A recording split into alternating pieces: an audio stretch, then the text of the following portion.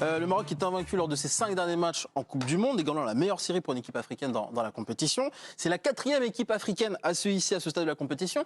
Il y a eu le Cameroun en 90, le Ghana en 2010 ou encore le Sénégal en 2002. Et puis le sélectionneur du Maroc, Walid Regragui, est devenu le tout premier entraîneur africain à atteindre l'écart d'une Coupe du Monde. On va voir ce qu'il déclare en conférence de presse après le match face aux Espagnols. J'ai des joueurs nés en Allemagne, en France, en Belgique, aux Pays-Bas et je fais un milkshake avec ça. Je suis fier d'eux. Si vous m'aviez dit avant de venir, on rencontre la Belgique, la Croatie, le Canada et l'Espagne et on n'encaisse pas de but, un seul c'est un CSC de Daguerre, j'ai un groupe extraordinaire. Voilà pour cette déclaration extrêmement sympa, souriante. Et à l'image de cette équipe qui met beaucoup de panache, même si hier ils ont défendu de manière très ordonnée.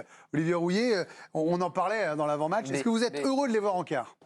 Ah oui, moi je trouve qu'ils ont fait une prestation de haut niveau. Alors certes, on pourra toujours leur reprocher d'avoir mis le bus avec le smirmor, qui est avec tout ce qu'on veut derrière, mais ils ont joué avec leurs armes. Bus et ce smirmor. Non, mais ils ont tout mis. Si, il faut bien le reconnaître quand même. Ah oui, non, mais j'ai pas et été facilité aussi par le manque de volonté des Espagnols à aller, ne serait-ce que d'aller dans la surface de réparation. Mais bon, en tout cas, ils ont fait un match complet, ils ont mis un match fort, ils ont un gardien absolument extraordinaire, ah oui, franchement. Bounou est très bon. Moi, je le connaissais pas beaucoup. Attention, meilleur gardien de la Liga. La Liga, exactement, c'est quand même extraordinaire. Et c'était impressionnant. Bounou, il a été vraiment parfait. Et je rigole parce que Karine, elle me met les noms. Parce que c'est comme au théâtre, ça souffle. Moi, j'avais déjà mis. J'avais suis ça. sympa. Mais non, mais les gens. Elle met vraiment le nom. Mais c'est oui, pour vous dire. parce qu'il allait C'est la encore souffleuse Karine et la souffleuse Mais il allait Mamour. encore nous tuer le mec en lui inventant un nom. Non. Mais il le connaissait pas trop, parce qu'il regarde pas trop la Liga quand même. Non. Non, il le connaissait, mais on avait un doute. Voilà, Ceci dit, Luis Enrique ne connaissait pas Unai non plus. Il a découvert le numéro 8, mais il est bon, lui. C'est quand même extraordinaire ce qu'ils ont fait. Parce qu'il y a c'est le mot. il y a une telle générosité, il y a une envie collective. Et il a raison, l'entraîneur, quand même. Ce qu'ils ont fait là depuis ce début de mondial est absolument sublime. Moi, je trouve franchement, j'aurais pas mis si j'avais parié, j'aurais rien mis sur le Maroc. Est-ce que vous pariez Grosse surprise, vraiment très grosse surprise et excellente surprise. Et justement, ça a suscité beaucoup d'émotions dans le monde entier. Donc, direction Casablanca, évidemment, les supporters qui fêtent la victoire des Lions de l'Atlas, en passant par Genève jusqu'à Paris.